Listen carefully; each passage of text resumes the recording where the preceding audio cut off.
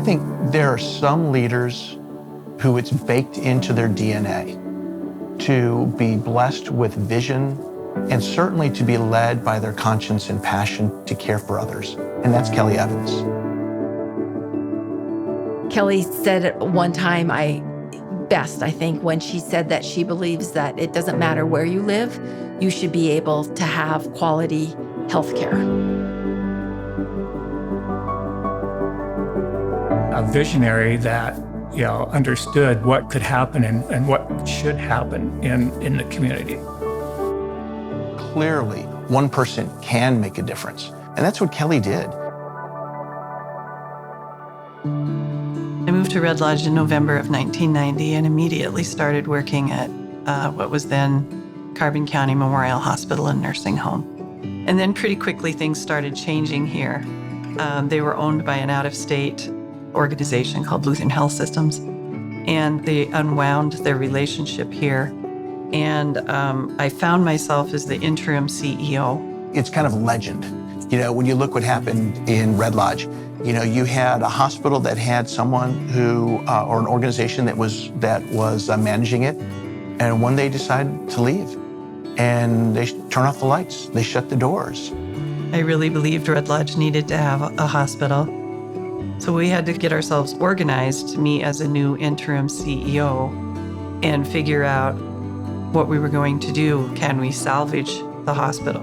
How is this community, how are we as a group of people going to buy this hospital and make it run, make it be successful when an organization, that's what they do, and they couldn't make it work?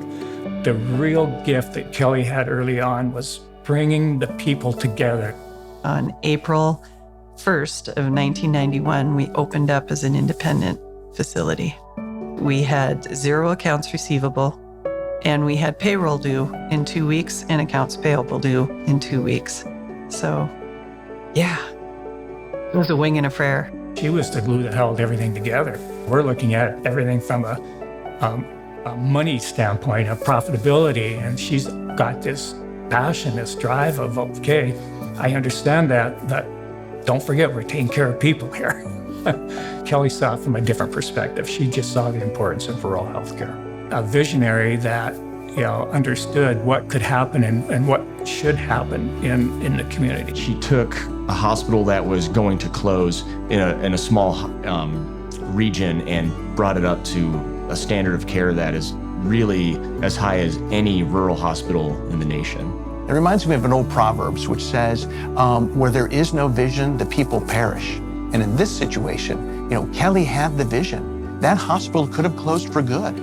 But she had a vision, and she knew how important that facility was to the community. She knew what it had and the impact it had on the lives of the people who live in that community. And that vision has now transformed Red Lodge. You couldn't have this wonderful, not only a place to live, but a place to recreate in if you didn't have that hospital.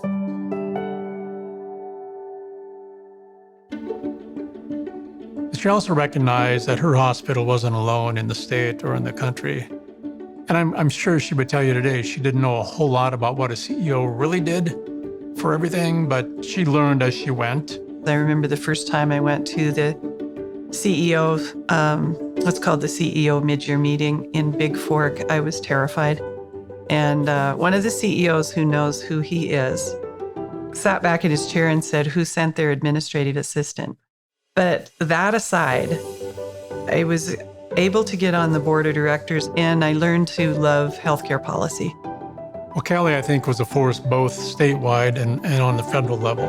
But she was able to take what she learned in her community and bring it to the rest of the nation. I was selected to become the chair for small and rural hospitals for the American Hospital Association.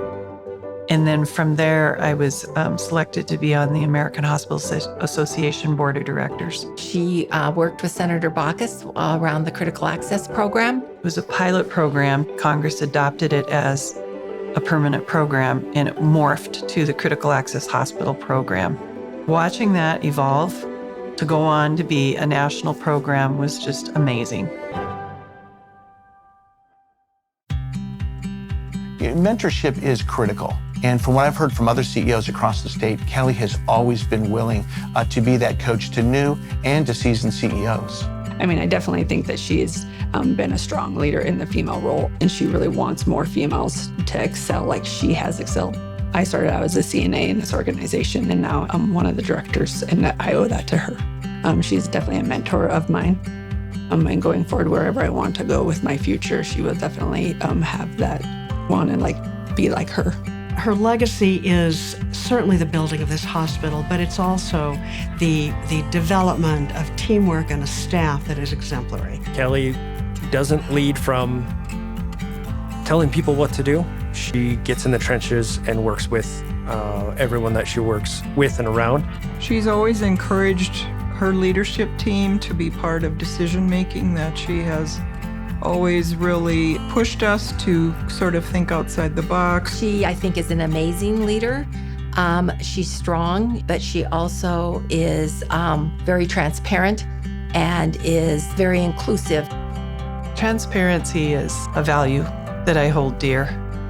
Transparency is the foundation of trust. I really love rural health care. Everyone that lives in the United States deserves access to health care. She's just leaving a totally secure, financially strong, patient-oriented facility, and that's a big achievement. She's terrific. She's a rock star. She's a Red Lodge rock star, but also a Montana rock star. Nobody has put their heart and soul into it as she has. There's a little girl that lives in our community, and her name is Piper Oley. And her dad is our medical director. Piper interviewed for the CEO position when I announced I was going to be leaving, and she's a fourth grader. I said, Piper, why do you want to do this? And she said, well, Mrs. Evans, I think it's in my blood. And so I would just say the same. It must have been in my blood.